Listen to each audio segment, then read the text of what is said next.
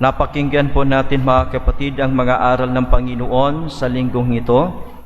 Mula po sa unang pagbasa natin na mula po sa aklat ni Sirach ay sinasabi po sa atin na makikilala natin ang kapintasan ng isang tao sa pamamagitan ng kanyang pananalita. Sinasabi sa atin na pag ang tao'y nagsalita, kapintasay lumilitaw. Kung ano ang kanyang sinasabi, paano niya sinasabi, paano niya itinataas ang kanyang sarili, at paano niya ibinababa ang ibang tao, ay makikita mo at mahahalata mo yan sa kanyang pananalita, sa pananalita ng isang tao.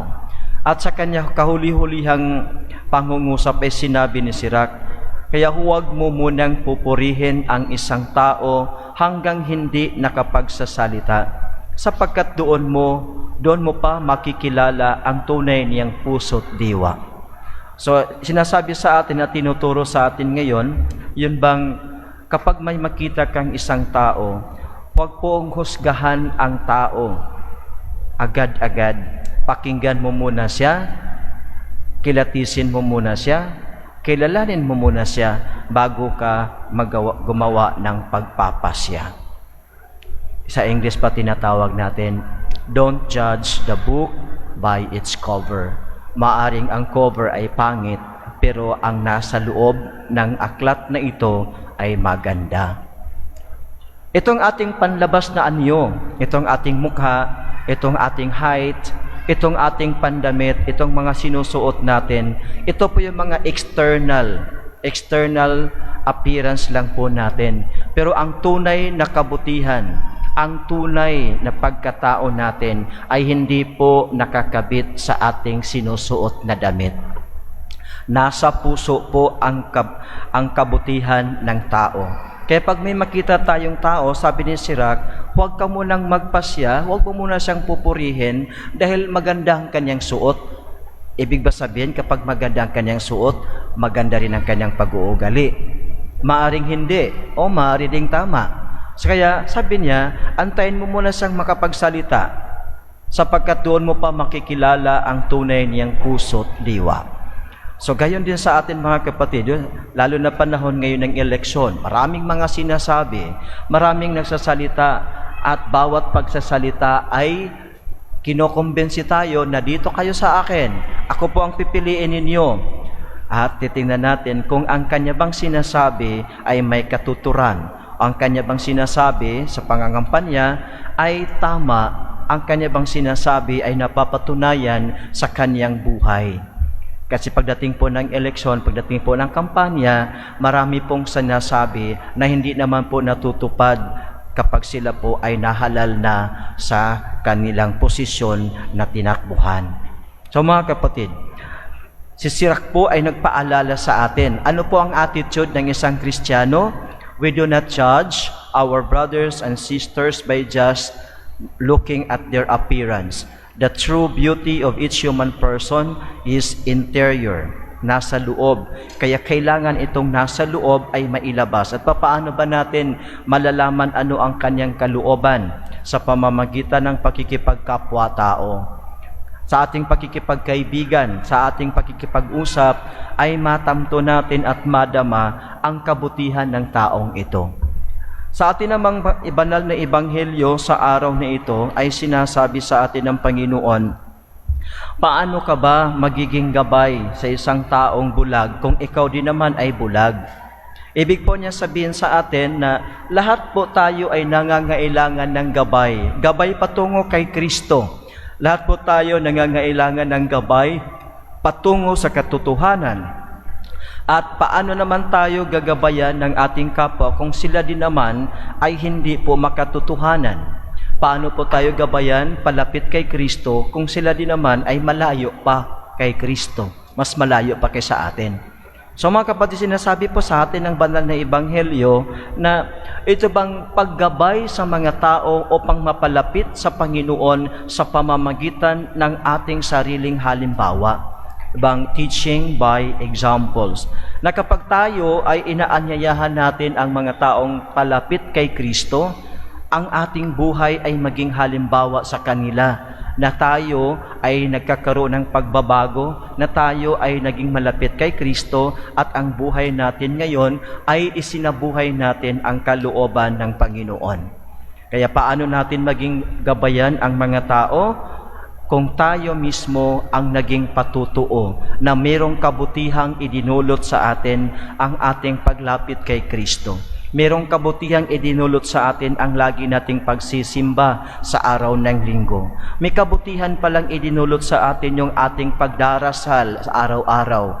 Ito po ang magiging patunay sa kanila na meron pong kabutihan. So sa pamamagitan ng ating buhay na naging bago, sa ating buhay na nagiging nagbago tayo mula sa landas ng masama tungo sa landas ng kabutihan, tayo po ay magiging mga effective at magiging credible na gabay ng ating mga kapitbahay, ng ating kamag-anak, ng ating pamilya mismo upang sila'y mapalapit kay Kristo. So sa dalawa po ang puntong ating pagnilayan, yung una, yung hindi po tayo mapanghusga. Pangalawa, gabayan po natin ang mga tao na mapalapit sa Diyos sa pamamagitan ng ating sariling halimbawa at iwasan natin na magiging fault finder tayo. Marami sa atin, maraming mga marites.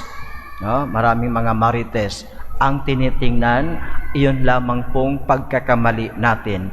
Pero hindi po natin nakikita ang pagsusumikap ng isang tao na magbago. Merong mga taong sa ngayon wala ka pang makikitang tanda ng pagbabago. Pero meron ding mga tao na noon ay nagkasala, ngunit ngayon ay nagsusumikap na maging bagong tao at maging kaaya-aya ang kanilang buhay sa harap ng Panginoon.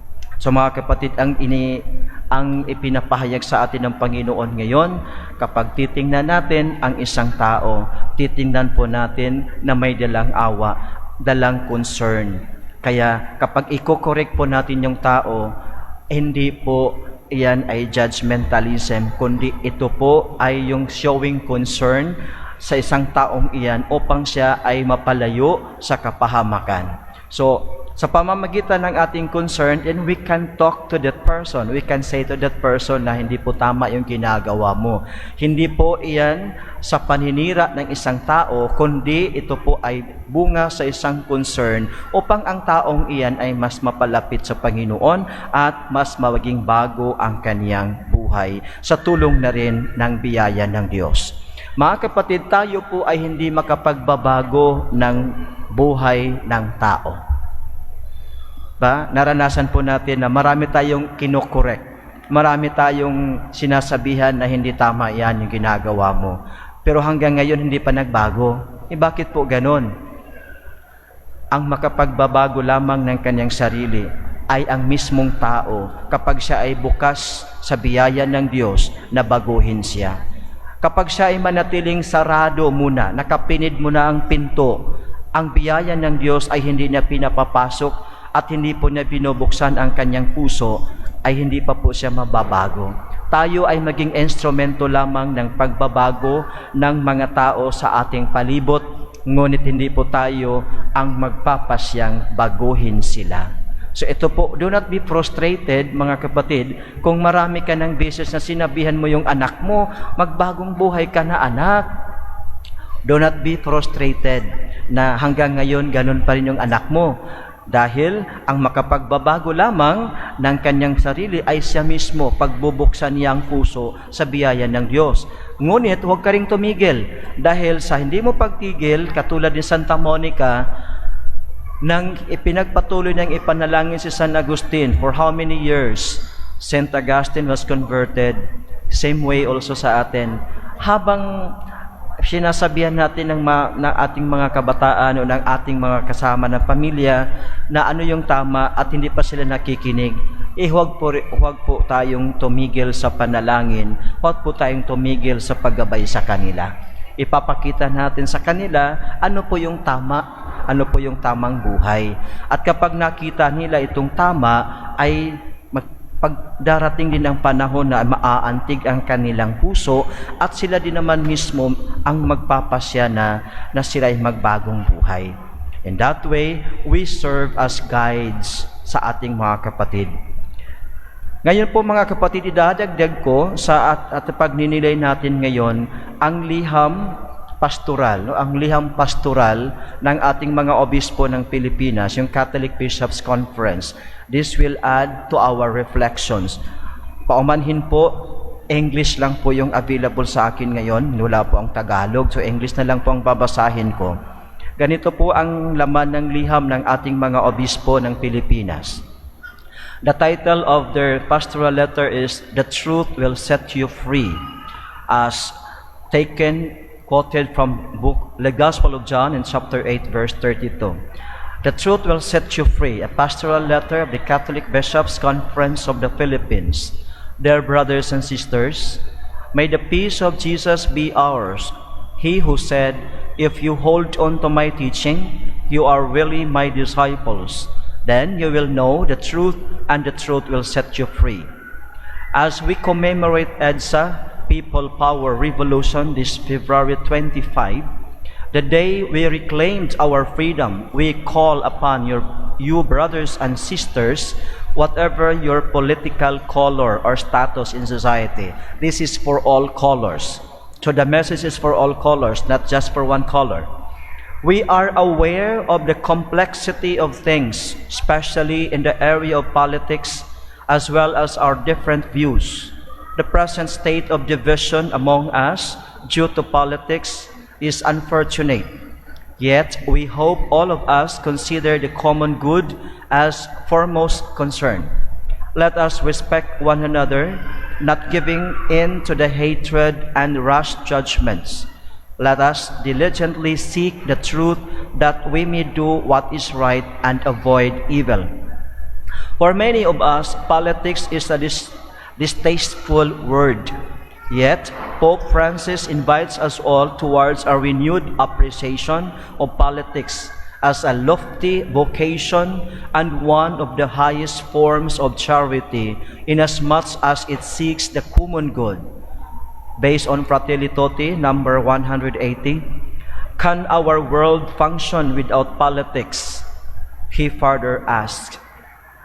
We have no ambition of appropriating for ourselves your distinct role as laity in just ordering of society, nor do we intend to usurp the role of the government.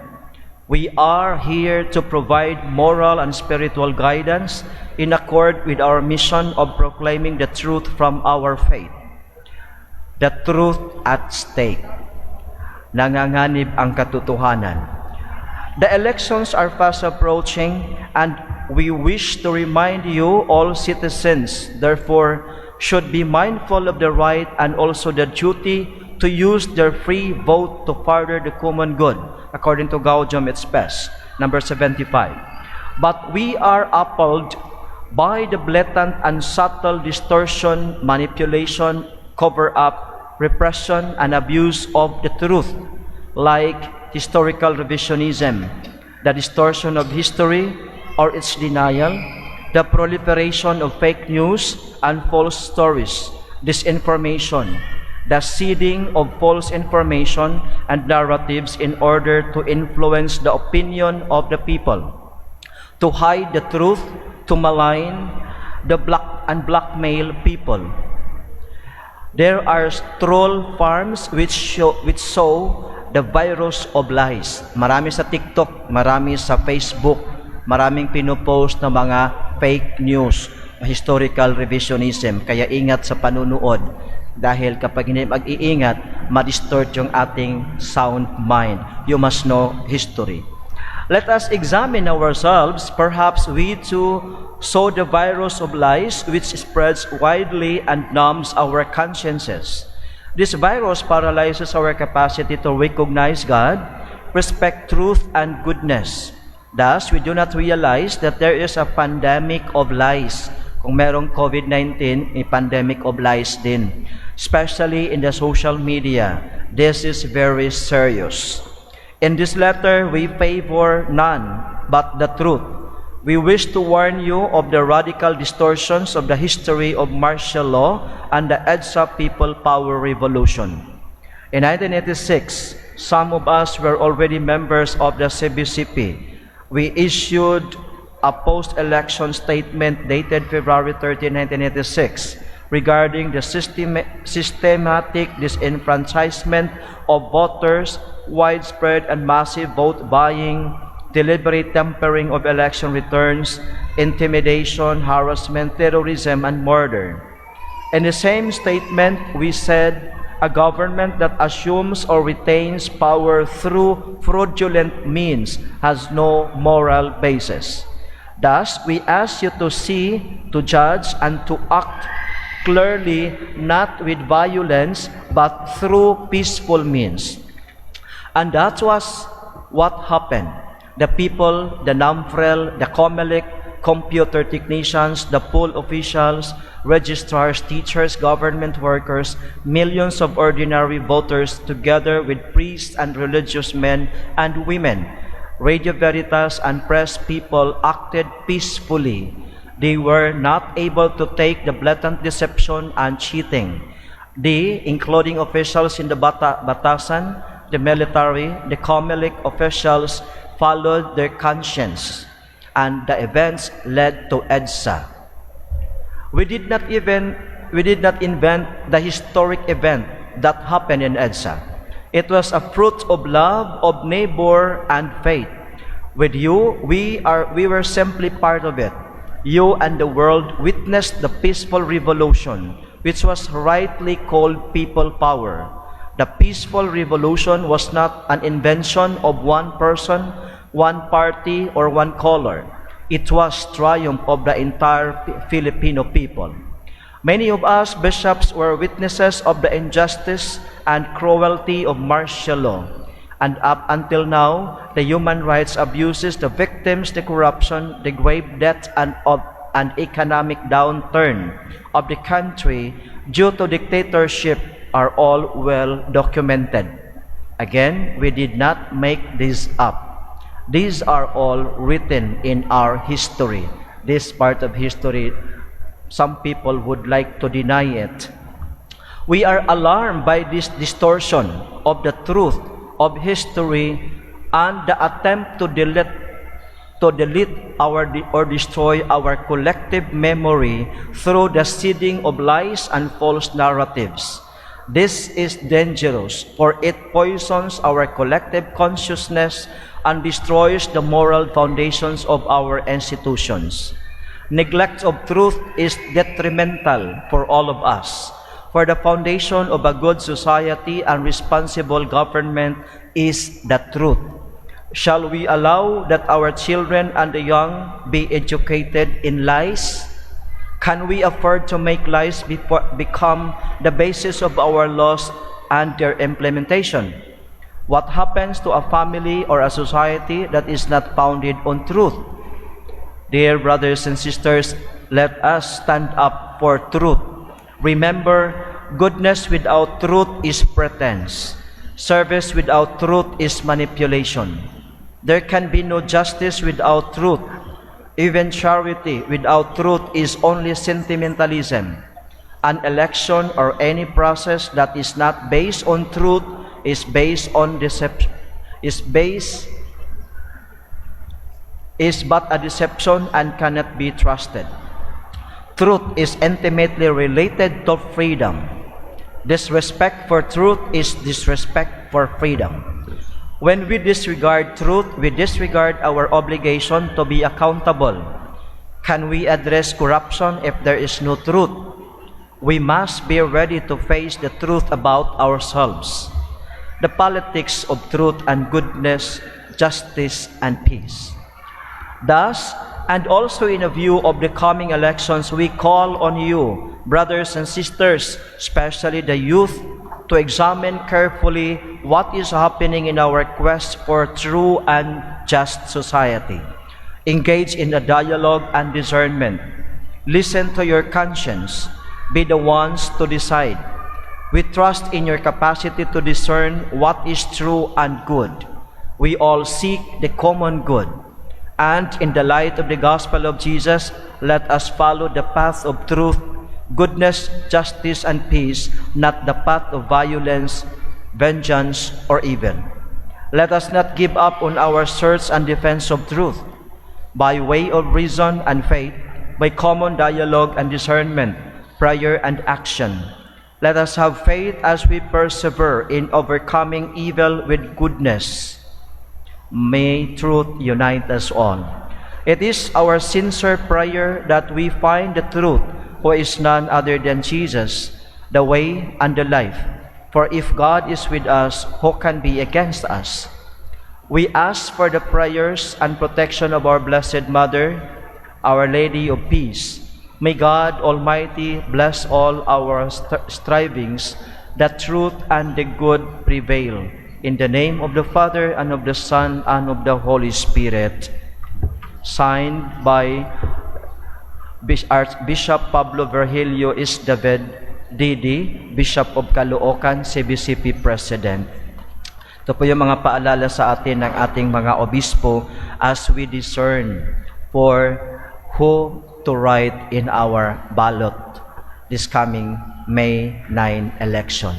I remember Senator Miriam Defensor, sabi niya, ang balota ay hindi listahan ng mga kurap. Ang balota ay listahan ng mga taong nararapat mamuno sa atin. Hindi ito listahan ng mga magnanakaw, sabi ni Miriam Defensor. Hindi ko yan sabi. Sabi yan ni Miriam Defensor. So mga kapatid, kapag tayo ay mag-discern, ito ba sila ay karapat-dapat na mamuno sa atin to lead our country, to lead our local government? Sino po sa kanila? Mag-pray po tayo, nagabayan tayo ng Espiritu Santo na ang ating mapili ay hindi rin bulag na maggagabay sa atin. We pray na ang kanilang kabutihan ay mangingibabaw.